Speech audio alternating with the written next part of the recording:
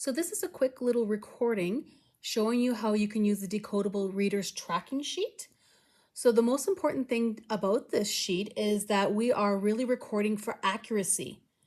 If you really wanted to record for rate, you could do so at a later time, but the Decodable Tracker Sheet, more so for accuracy, we really want to make sure the students are not guessing and that they are looking at the sounds and really reading what's on the page.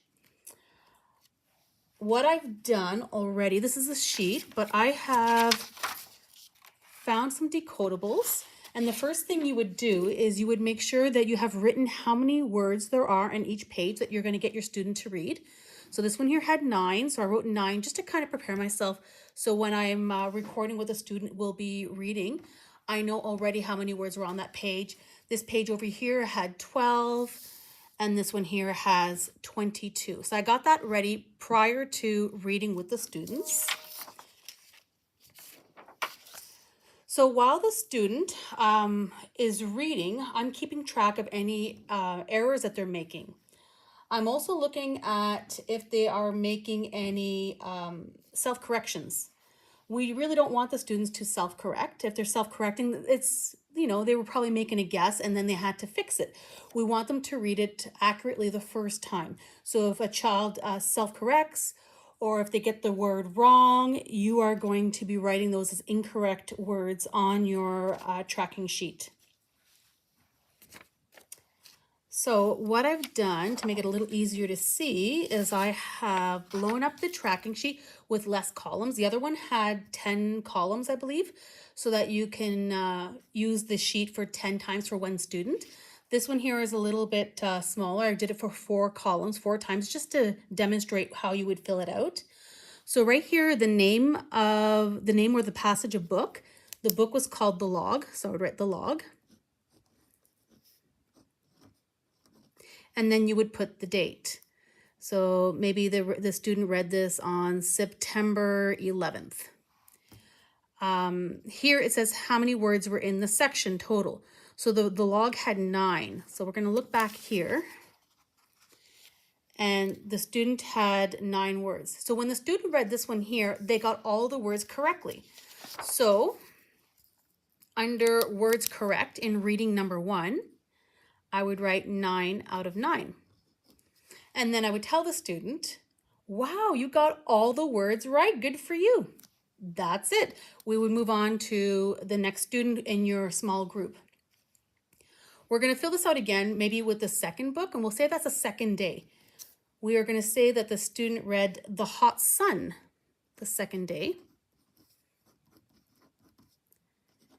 And they didn't read the whole Hot Sun. They read page 4 of The Hot Sun.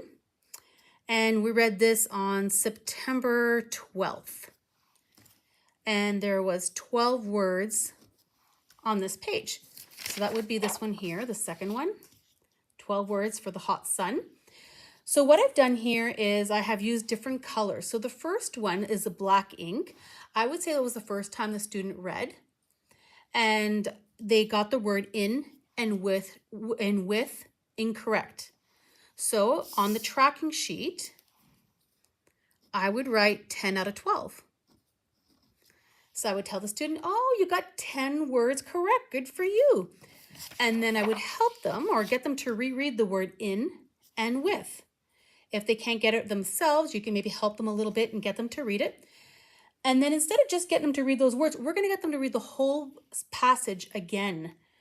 It's really important for them to build up their ability to, their stamina and changing their habit of guessing. So we want them to read the whole passage again. This time here, the second time, the student got these words right, but they got this one incorrect. So I wrote that one there in a different color just to kind of keep track. So they got the word in incorrect. But now we've got 11 out of 12 correct. Oops. So I would tell the student, great job. You got 11 out of the 12 words correct. I would then get them to read it a third time. Every student gets 3 times to get it, 3 chances in order to get the passage correct. So they would read it again. We would practice the in. They would read the whole passage again. And the last time they got it 12 out of 12. So I'd write that on the sheet like this. Because I'm working in a small group, we would only be doing it 3 times. So the student would get 3 chances in order to get that passage correct. If you're working individually, you have the opportunity to keep practicing the same passage over and over until they get it correct. But with a small group, you have other learners there. 3 times probably sufficient, and then you would move on. On this last one, right here, we're going to do this last book, and it was called Spot the Dog. So I'll write that on here.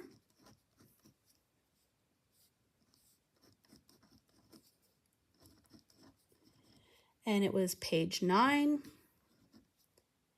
And we're going to say that they read it on September 13th. So this is the page over here. So we're going to say they read it all, almost all correctly. They made 1 error. The word went was wrong. So on this sheet, I would write 21 out of 22. Oh, I forgot to write 22 words here. I'll write that right now. So I would tell the student, don't forget, what's this word? And we would sound it out. And if they can't get it, you give it to them and you get them to read the whole passage again. The second time they read, they got the whole thing complete. So we'd write 22 out of 22. But also, Sammy didn't just get it complete. He actually read with fluency. So he read it very well. It wasn't robotic. It was really well done. So he would get a smiley face as well. And that's a little symbol just to let you know that it was very fluent.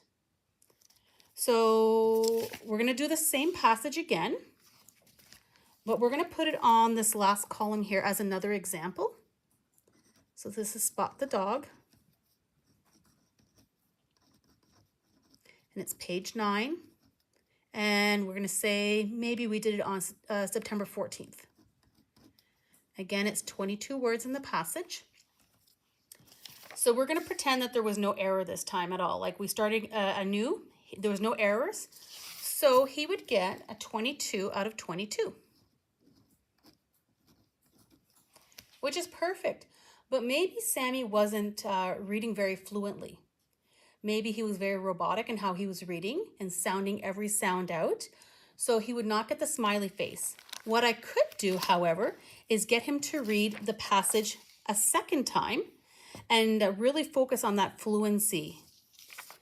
So if he read it a second time and he was fluent, I'd write 22 out of 22 again with a smiley face.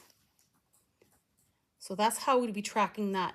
At the bottom of the sheet, there is an area here with the dates and observations. So this is something that you could be writing the date, and you can be writing some observations or some notes that you had when you were working with the student. So if they were having a hard time with certain sounds, if they were not necessarily tracking left or right, if there was something else that you wanted to keep note of, you could write it in here. So there is that area at the bottom of the tracking sheet in order to complete that as well. Okay,